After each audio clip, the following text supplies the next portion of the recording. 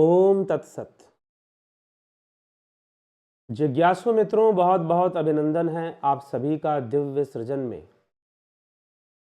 और आज जो हमारा विषय है अपने व्याख्यान का, वह विषय है मोक्ष के बाद प्रारब्ध कर्मों का क्या होता है। मोक्ष के बाद प्रारब्ध कर्मों का क्या होता है, क्योंकि सभी जीव प्रारब्ध भोगने के लिए विवश होते हैं। लेकिन अगर वो मोक्ष को प्राप्त हो जाते हैं तो फिर उनके जो बचे हुए प्रारब्ध कर्म हैं उनका क्या होगा। क्या मोक्ष प्राप्त योगी को, साधक को, सिद्ध पुरुष को भी, क्या जो मोक्ष को प्राप्त कर चुके हैं, क्या उनको भी मोक्ष के बाद भी प्रारब्ध कर्मों का भोग भोगना होगा क्या? ऐसा प्रश्न किसी जिज्ञासु ने, किसी साधक ने ऐसा प्रश्न मुझसे किया है, जिस पर कि आज हम चर्चा करेंगे और इस विषय को समझने का प्रयास करेंगे। आप भी इस विषय को सुनकर अपने कमेंट, अपने विचार इस वीडियो के नीचे कमेंट सेक्शन में रख सकते हैं। बाकी आप चैनल को जरूर सब्सक्राइब कर दें, वीडियो को जरूर शेयर कर दें। पूरा सुनने के बाद कमेंट भी अवश्य करें। तो अब प्रश्न ये है कि मोक्ष मिलने के बाद, मोक्ष मिलने का मतलब कैवल्य की प्राप्ति, मोक्ष मिलने का मतलब चित्त का लय हो जाना, ब्रह्म में लीन हो जाना, निर्बीज समाधि या निर्बीज अवस्था को प्राप्त कर लेना। तो बीज क्या है? चित्त में पड़े हुए कर्म संस्कार ही बीज हैं। तो जब चित्त में पड़े हुए कर्म संस्कार ही बीज हैं, तो चित्त के कारण जो है यह कर्म संस्कार एक्टिव रहेंगे और जीव को कर्म संस्कार भोगना पड़ेगा।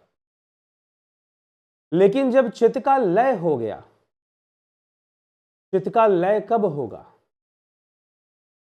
जब कर्म संस्कारों का भी लय होगा तभी चित्त का लय होगा। तो चित्त का लय होता कैसे है? अब इस विषय में बहुत सारे विचार लोग रख सकते हैं। कुछ लोग कहेंगे कि नहीं, जब तक कर्म पूरे नहीं हो जाएंगे, जब तक कर्मों का भोग पूरा नहीं हो जाएगा, तब तक मोक्ष नहीं मिल सकता। एक थ्योरी यह भी कहती है कि जब तक आपके प्रारब्ध कर्म हैं, जब तक संचित कर्म है और प्रारब्ध कर्म बना हुआ है, तो जब तक आप इनका भोग नहीं कर लेंगे तब तक आपका मोक्ष सिद्ध होने वाला नहीं है। और जिस दिन आपके सारे कर्मों का भोग हो गया, उस दिन आपको अपने आप ही मोक्ष मिल जाएगा, कोई प्रयास करने की आवश्यकता भी नहीं पड़ेगी। तो ऐसी सोच रखने वाले या ऐसा विचार रखने वाले महानुभाव भी हैं। एक बात पहले समझ लीजिए कि आपका जो कर्म चक्र है वो कभी समाप्त होने वाला नहीं है। क्यों नहीं है? क्योंकि वो कर्म चक्र है। और जो चक्र होता है, चक्र का कोई एंड पॉइंट नहीं होता, कोई अंतिम बिंदु नहीं होता। आपने चक्र देखा है, सर्कल कभी देखा है, वृत्त देखा है? तो वृत्त जो होता है वो जुड़ा होता है, गोल होता है। क्या उसका कोई अंत होता है? नहीं। अगर आप वृत्त में, चक्र में, चक्र की परिधि में और वृत्त में अगर आप उसका एंड पॉइंट ढूंढेंगे, उसकी अंतिम बिंदु ढूंढेंगे कि भाई ये रेखा कहां खत्म होगी, तो वो रेखा कहीं खत्म नहीं होगी। आप उसमें गोल गोल घूमते रहेंगे, घूमते रहेंगे, घूमते रहेंगे, वो कहीं खत्म नहीं होगी। तो जो कर्म फल की व्यवस्था है वो चक्रों की व्यवस्था है, वो कभी खत्म नहीं होंगे। आप, क्योंकि जिस समय आप एक कर्म का फल भोगते हैं, ठीक उसी समय आप एक नया कर्म भी कर देते हैं। जिस समय आप कर्म का फल भोगते हैं, ठीक उसी समय आप एक नया कर्म भी कर देते हैं। तो मान लीजिए कर्म का फल भोगा, तो नया कर्म भी तो किया, तो फिर नया कर्म किया तो उसका भी फल बनेगा। ये दोनों ऐसे जुड़े हुए हैं कि दोनों हमेशा एक साथ ही रहेंगे। कर्म होगा फल मिलेगा, फिर कर्म होगा फिर फल मिलेगा।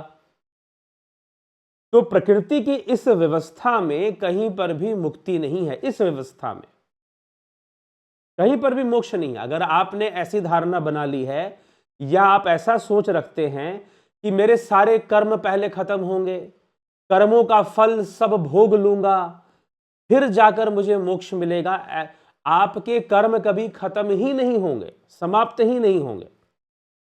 मान लीजिए कि आपको कर्म का फल मिला कि आपको बहुत स्वादिष्ट भोजन खाने को मिल गया अचानक से। किसी ने घर पर बुलाया या पर कहीं पार्टी चल रही थी, अचानक से आपको पार्टी का न्योता मिल गया, या आपको पता चल गया कि वहां पार्टी चल रही है, या किसी ने आपको अपने गेस्ट के रूप में अपने घर पर बुलाया, आइए हमारे यहां आज भोजन पे आ जाइए। आपको बुला लिया भोजन पर, आप चले गए उनके घर पर भोजन करने के लिए। आप भोजन करने के लिए चले गए, उन्होंने बड़ा स्वादिष्ट बड़ा अच्छा भोजन आपको खिलाया, भोजन कराया, तो आपको एक कर्म का फल मिला कि अचानक से किसी पुण्य कर्म के कारण आपको आज भोजन करने का अवसर मिल गया। आपको आज भोजन करने का अवसर मिल गया किसी पुण्य कर्म के कारण। लेकिन साथ ही आपके ऊपर एक कर्म भी चढ़ गया कि किसी मित्र ने या किसी व्यक्ति ने आपको बुलाकर बड़े प्रेम से एक अच्छा भोजन करा दिया, तो आप उसके कर्जदार भी हो गए। फिर फल मिला कि स्वादिष्ट भोजन करने को मिला और किसी ने आपको खिलाया, तो आपका कर्ज भी हो गया। अब मान लीजिए कि आपने अपने पैसे से खाया, किसी ने आपको खिलाया नहीं, आपने पैसे से खाया, पैसे देकर आपने खाया, ठीक है, वो भी आपके कर्म का फल है, एक अच्छा फल आप भोग रहे हैं। लेकिन वो भोजन कहीं से आया है, वो किसी जीव का अंग है। अब वो किसी जीव का अंग है, इसलिए हितोपदेश और मनुस्मृति जैसे ग्रंथों में एक बात कही जाती है, जीवो जीवस्य भोजनम, जीव ही जीव का भोजन है। तो आप कहोगे हम तो नॉनवेज खाते ही नहीं है, हम तो मांस नहीं खाते, मछली नहीं खाते, चिकन नहीं खाते, मटन नहीं खाते, या फिर बहुत सारे तरह के वैरायटी हो सकते हैं नॉनवेज के, वो सब आप नहीं खाते, ठीक है, नहीं खाते। तो आप कहोगे नहीं हम तो शाकाहारी हैं, तो हम तो जीव हत्या या फिर जीव के ऊपर, हमारा भोजन जीव पर निर्भर नहीं है। तो महानुभाव, इसका अर्थ यह होगा कि आप पेड़ पौधों को जीव नहीं मानते। तो पेड़ पौधों को जीव नहीं मानना वैज्ञानिक दृष्टिकोण से भी गलत है और शास्त्रीय दृष्टिकोण से भी गलत है, क्योंकि शास्त्रों ने पेड़ पौधों को, वृक्षों को जीव माना है। हालांकि आज का हमारा विषय शाकाहार मांसाहार नहीं है, लेकिन मैं यहां पर किसी अलग शाकाहार मांसाहार के विषय पर मैं इस विषय को और विस्तार से बतलाऊंगा। लेकिन जीव, पेड़ पौधे भी जीव हैं, वो सजीव है, वो निर्जीव कब से हो गए? तो आप, ये जो शाकाहारी लोगों को अहंकार रहता है कि भाई हम नॉनवेज नहीं खाते, हम तो शाकाहारी हैं, हमसे कोई पाप ही नहीं हो रहा है, ऐसी बात नहीं महानुभाव। कर्म का जो सिद्धांत है बड़ा पेचीदा है, वो आपको घेर के रखता है चारों तरफ से, ठीक है। तो क्षण मात्र, इसलिए भगवान कृष्ण ने अर्जुन से कहा ना कि क्षण मात्र के लिए भी कोई कर्म के बंधन से मुक्त नहीं हो सकता। कर्म करने के लिए प्रकृति के गुणों के वशीभूत होकर कर्म करने के लिए जीव विवश ही रहता है। तो कर्म आपका बन ही रहा है। किसी ने खिला दिया तो ज्यादा बन गया, किसी ने नहीं भी खिलाया तो थोड़ा सा तो बनेगा। कर्मों का जो ट्रांजैक्शन है वो 24 आवर्स हमारे लाइफ में चलता रहता है, जैसे कि हमारी लाइफ, हमारी ब्रीदिंग का ट्रांजैक्शन चलता रहता है, श्वासों का आदान प्रदान चलता रहता है, श्वास लेते हैं छोड़ते हैं, वैसे कर्म का भी चलता रहता है। आप कर्म से नहीं बच सकते, आप कर्म से नहीं बच सकते। तो इसीलिए कर्म का भोग तो जीव को भोगना ही पड़ता है। तो क्षण क्षण, प्रत्येक क्षण कुछ कर्मों का फल मिल रहा है और कुछ कर्म हम नए बना रहे हैं। तो इस प्रक्रिया के अंदर ये चक्रीय व्यवस्था है चक्रवत विधि की गति, ऊपर कभी नीचे कभी, सुख दुख न रहते सम, कभी आते कभी जाते कभी। है चक्रवत विधि की गति, ऊपर कभी नीचे कभी, सुख दुख न रहते सम कभी। चक्रवत जो विधि की गति है वह ऊपर नीचे होती ही रहती है, सम नहीं रहती है। तो हमें फल भी वैसे ही, हमें अगर कर्म का फल भोगना पड़ता है तो फिर हम नया कर्म भी बनाते ही रहते हैं। तो इस प्रक्रिया में फिर ऐसा तो दिख ही नहीं रहा है कि कभी हमारा कर्म पूरा होगा, कभी प्रारब्ध खत्म होगा। कभी प्रारब्ध खत्म नहीं होगा, प्रारब्ध हमेशा रहेगा, हमेशा रहेगा प्रारब्ध। ठीक है, और प्रारब्ध का भोग हमेशा लगा रहेगा, नए नए योनियों में जाकर नए नए जन्म लेकर मृत्यु होना, जन्म होना, ये सब चलता रहेगा। तो प्रारब्ध तो होता ही रहेगा, ये साफ दिखाई दे रहा है। तो फिर कर्म तो कभी खत्म नहीं होगा, तो मोक्ष नहीं मिलेगा फिर। लेकिन प्रश्न किया गया कि मोक्ष मिल जाएगा, इसका मतलब यह है कि मोक्ष प्राप्ति का संबंध कर्मों के संपूर्ण भोग से है ही नहीं। मोक्ष प्राप्ति का संबंध चित्त के लय से है। और ये जो कर्म फल का जो संपूर्ण डाटा है, जो संस्कार है, वह चित्त में ही है। ये संपूर्ण संसार का जो प्रोजेक्टर है वो चित्त है। आप फिल्म देखने जाते हैं तो पर्दे पर क्या होता है, प्रोजेक्टर से प्रोजेक्शन होता है और पर्दे पर फिर फिल्म चलती है, या वॉल पर, दीवार पर फिर फिल्म चलती है। और प्रोजेक्टर से वो वहां पर छवि बनती है, इमेज फॉर्मेशन होता है, प्रतिबिंब बनता है, प्रोजेक्टर से होता है। तो प्रोजेक्टर से वो छवि बनती है वहां पर, और लोग जो हैं फिल्म को देखते हैं। अब फिल्म कितनी लंबी है कितनी नहीं है, अगर प्रोजेक्टर ही ना काम करे, प्रोजेक्टर बंद हो जाए, यहां पर चित्त ही प्रोजेक्टर है। चित्त में ही आपके पिछले जन्मों के किए हुए सारे कर्म बंधन हैं, चित्त में ही है। चित्त में ही आपके कर्मों के किए हुए सारे बंधन हैं। और अगर चित्त का लय हो जाए, जैसा कि पतंजलि योग सूत्र में कहा जा रहा है, कैवल्य की बात की जा रही है, तो अगर चित्त का ही लय हो गया तो फिर रहा ही क्या, प्रोजेक्टर का ही लय हो गया। तो जब प्रोजेक्टर का लय हो जाएगा, चित्त का लय हो जाएगा, तो कितने कर्म संस्कार बाकी थे कितने नहीं थे, इसका कोई मतलब रह नहीं जाता। ठीक है, तो साधक को बस अपने चित्त वृत्तियों को निरुद्ध करने, चित्त वृत्ति निरोध का अभ्यास करने में लगे रहना पड़ता है। पहले चित्त वृत्तियों का निरोध होगा, फिर बुद्धि समअवस्था में समाधि में जाएगी, फिर पूर्णतः चित्त का लय होगा।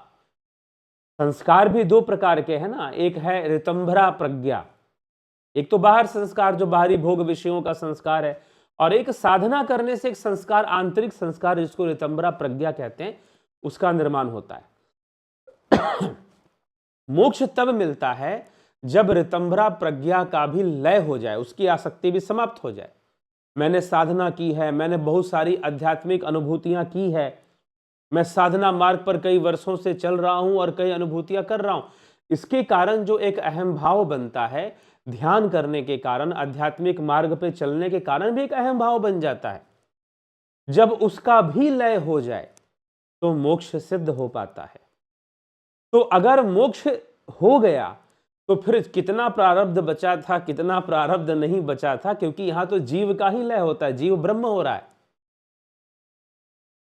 फिर कोई दिक्कत नहीं आती, फिर कोई समस्या नहीं आती, आपको कहीं भटकना नहीं पड़ता है, ना ही इस बात की चिंता करने की जरूरत है कि अभी प्रारब्ध कितना बचा हुआ है। क्योंकि अब जो प्रारब्ध को चलाने, उस रील को चलाने वाला जो प्रोजेक्टर था, उसका लय हो गया। अब मान लीजिए कि रील लगी हुई है, फिल्म में, सिनेमा हॉल में रील लगी हुई है, अभी फिल्म चल रही है, 3.5-4 घंटे की मूवी है, चल रही है, आप मूवी देख रहे हैं। अब प्रोजेक्टर जो है बीच में बंद हो गया, या फिर उसका लय, मान लीजिए उसका क्या लय होगा, वो तो फिजिकल ऑब्जेक्ट है, तो अगर उसका लय हो गया, अगर वो बंद हो गया, तो रुक गया प्रोजेक्टर, तो फिर आप क्या करेंगे, अब रील कितनी भी बची हो उससे क्या फर्क पड़ता है, फिल्म तो नहीं चलने वाली अब। तो जब आपका चित्त ही लय कर गया तो अब कर्म कितने बचे थे, प्रारब्ध कितना बचा था, क्या कर्म संस्कारों का, उन सबका लय साथ में हो जाता है। कोई कर्म संस्कार आपको बंधन फिर नहीं दे सकते हैं। तो इस बात की कोई चिंता भी नहीं बनती है कि प्रारब्ध बचा हुआ है। हाँ, प्रारंभिक साधक जो होते हैं, प्रारंभिक साधक जो साधना करने वाले साधक हैं, वो अपने कर्म क्योंकि अभी उनके चित्त का लय नहीं हुआ है, तो अभी उनके जीवन में प्रारब्ध कर्मों का खेल चलता रहेगा। वो साधना भी करेंगे, आगे भी बढ़ेंगे, थोड़ा अभ्यास भी करेंगे और प्रारब्ध कर्मों को उनको भोगना भी पड़ेगा साथ में। इसीलिए योग मार्ग पर शुभ कर्मों को करने का उपदेश दिया जाता है। ऐसे कर्मों को करें और ऐसी भावना से करें जिसमें कि पुण्य की भावना हो, सर्व कल्याण की भावना हो। इससे आपके कर्म अच्छे बनेंगे, ऐसे कर्म बनेंगे जो कि आपको आध्यात्मिक मार्ग पर, योग के मार्ग पर, ध्यान योग के मार्ग पर, मुक्ति के मार्ग पर, कैवल्य के मार्ग पर बाधा उत्पन्न नहीं करेंगे। आपके ऐसे कर्म बनाने चाहिए। तो ऐसा उपदेश ही योग सूत्र भी देता है कि हमें शुक्ल कर्मों का निर्माण करना चाहिए, कृष्ण कर्मों से बचना चाहिए। तो इसीलिए जो है हम इस बात को समझे, शुक्ल कर्म का अर्थ यहां पुण्य से है, कृष्ण कर्म का अर्थ यहां पाप से है। तो महर्षि पतंजलि ने 4 प्रकार के कर्म बताए हैं, शुक्ल कर्म, कृष्ण कर्म, मिश्रित कर्म, शुक्ल कृष्ण मिश्रित कर्म, अशुक्ल अकृष्ण कर्म। तो योगियों के जो कर्म होते हैं, जब वो योग सिद्धि को प्राप्त कर लेते, योग सिद्धि को प्राप्त करने का मतलब अपने चित्त को लय की अवस्था में वो पहुंचने लग जाते हैं, तो फिर उनका जो कर्म होता है वो अशुक्ल अकृष्ण होता है, ना उसमें पाप होता है ना उसमें पुण्य होगा। क्योंकि जिस भी कर्म में पाप या पुण्य होगा उसका फल बनेगा और उसका बंधन बनेगा। लेकिन योगियों द्वारा किया गया कर्म अशुक्ल अकृष्ण है, ना ही वो पुण्य है ना ही वो पाप है, ऐसा भी कहा गया है। ठीक है, तो योगियों के द्वारा बनने वाले जो कर्म हैं वो बाद में चित्त के लय होने पर सारे कर्म और सारे कर्म फल का सिद्धांत और सारे कर्म फल की जो व्यवस्था है वो वहां पर लय कर जाती है, क्योंकि उनका संबंध मात्र इंद्रियों के जगत में ही है। कर्म और कर्म फल का जो संबंध है और कर्म फल का जो मिलना है और जो कर्म करना है वो इंद्रियों के जगत में है, ज्ञान इंद्रियां और कर्म इंद्रियों के जगत में है ये। और जब मन बुद्धि चित्त का लय हो जाएगा तो फिर ज्ञान इंद्रियों और कर्म इंद्रियों का भी लय ही हो जाएगा। वो भी फिर स्थिर रूप से हमें प्रकट रूप में हमारे सामने नहीं रहेंगे फिर। तो हमें इन सूक्ष्म विषयों को समझना होगा। जब पूरी तरह से चित्त का लय हो गया तो फिर प्रारब्ध कर्म नहीं रहता है और साधक बड़ी आसानी से मोक्ष मार्ग पर चल पड़ता है। तो मोक्ष मिल जाने के बाद प्रारब्ध कर्म कितना बचा है और क्या उनका भोग करना पड़ेगा, यथासंभव तो हमें करना ही पड़ेगा। जब तक हम लय की स्थिति को प्राप्त ही नहीं कर लेते तब तक तो करना ही पड़ेगा। हाँ, उनमें बदलाव जरूर आ सकता है कि दुख आपको ना मिले और आप जो पुण्य कर्म करेंगे उसके कारण भी उसमें राहत मिल सकती है। ज्यादा पुण्य कर्मों करने के बाद हम पुण्य कर्मों से उसे घेर सकते हैं ताकि उसका असर ज्यादा ना हो, प्रभाव ज्यादा ना हो, ये भी हम कर सकते हैं। लेकिन जब तक हम शरीर में हैं और जब तक चित्त रूपी प्रोजेक्टर काम कर रहा है, चित्त का प्रोजेक्शन चल रहा है, मैनिफेस्टेशन चल रहा है, तब तक कर्म फल का सिद्धांत हमारे साथ काम करता रहेगा और हम दुखी होते रहेंगे, हम सुखी होते रहेंगे। ये प्रक्रिया आगे बढ़ती रहेगी, इसे रोकना संभव नहीं है। ठीक है, तो एक ही उपाय है, योगश्चित्त वृत्ति निरोधः तद्द्रष्टु स्वरूपे अवस्थानाम। कि योगश्चित्त वृत्ति निरोधः, कि योग के द्वारा चित्त वृत्ति का निरोध करके तद्द्रष्टु स्वरूपे अवस्थानाम, दृष्टा जो है अपने स्वरूप की अवस्था में स्थित हो जाए, यही लक्ष्य है। तो बस इसी बात को हमें समझना है। अब हम चित्त वृत्ति का निरोध कर पाए, हमें योग के मार्ग पर, विशेष रूप से ध्यान योग के मार्ग पर आगे बढ़ना होगा। तो यह ध्यान योग का जो कार्यक्रम है यह चलता रहता है, आप इसे ज्वाइन कर सकते हैं। तो इसमें दिए हुए नंबर पर 9661802459 दिए हुए नंबर पर संपर्क कर व्हाट्सएप मैसेज कर आप इसकी सारी जानकारी ले सकते हैं और अपने चित्त वृत्ति का निरोध कर आप भी कैवल्य तक पहुंच सकते हैं। ध्यान योग उसी का मार्ग है, मन को शून्य की अवस्था में ले जाता है। इसी प्रकार से हमारे और भी ऑनलाइन कोर्सेज हैं। प्राकृतिक चिकित्सा का कोर्स है ऑनलाइन, फिर स्वर योग का कोर्स है, विश्व सनातन दर्शन का कोर्स है। तो इन कोर्सेज को ज्वाइन कर भी, और मनुस्मृति का कोर्स भी रहता है। तो आप इनका लाभ उठा सकते हैं, इन कोर्सेज का। मुझे लगता है कि आप आज के विचारों को समझ पाए होंगे। तो आज इसी के साथ मैं विराम देता हूँ, और फिर आगे हम चैनल को सब्सक्राइब कर दें। जब भी वीडियो अपलोड होगा आपको ज़रूर इसकी सूचना मिल जाएगी। ओम तत्सत।